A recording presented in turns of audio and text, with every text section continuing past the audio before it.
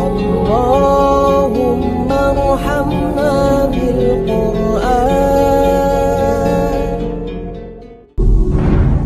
Al-Habib Abdullah bin Alwi Al-Haddad mengatakan dalam qasidahnya, inna li fillahi amalan tawilah wa dhununan hasanah fihi jamilah.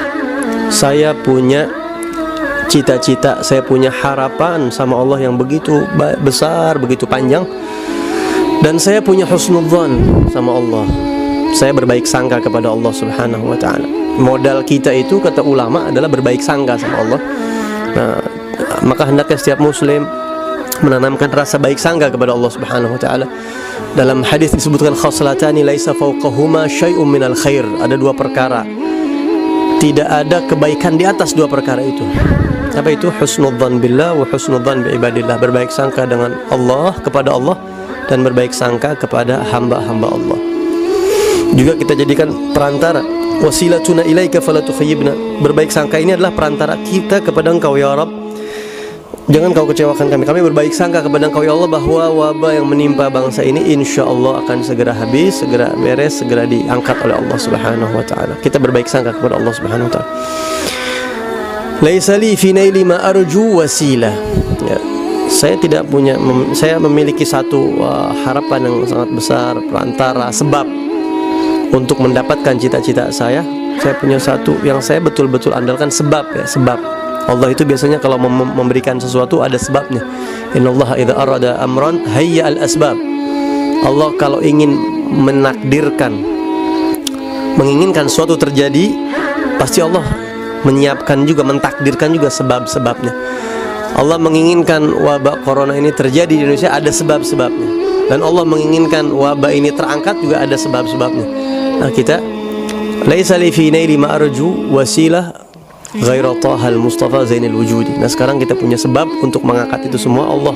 Mudah-mudahan sebab dengan kita sebut Nabi Muhammad, dengan kita kenang Nabi Muhammad, khususnya Isra Mi'rajnya dan hal-hal yang berkaitan dengan hikmah di balik Isra dan Mi'rajnya baginda kita Nabi besar Muhammad SAW.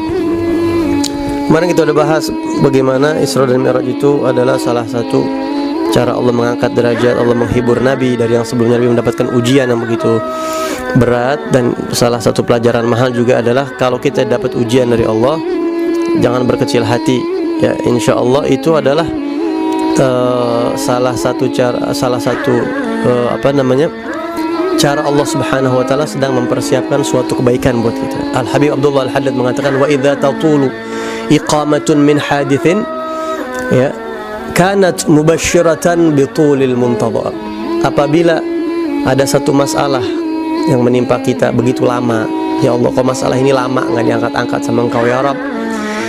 Imam Haddad mengatakan, insya Allah lamanya satu masalah, satu ujian tersebut, kanat mubasyiratan bitulil muntadhar, menjadi pembawa kabar gembira dari Allah akan lamanya sesuatu yang kita harapin. Cita-cita kita juga nanti dikasih sama Allah awet gitu, maksudnya kita dikasih nikmat sama Allah yang awet juga. Biasanya diawali dengan ujian yang lama juga. Kalau ujiannya sebentar berarti nanti dapat sesuatunya kecil.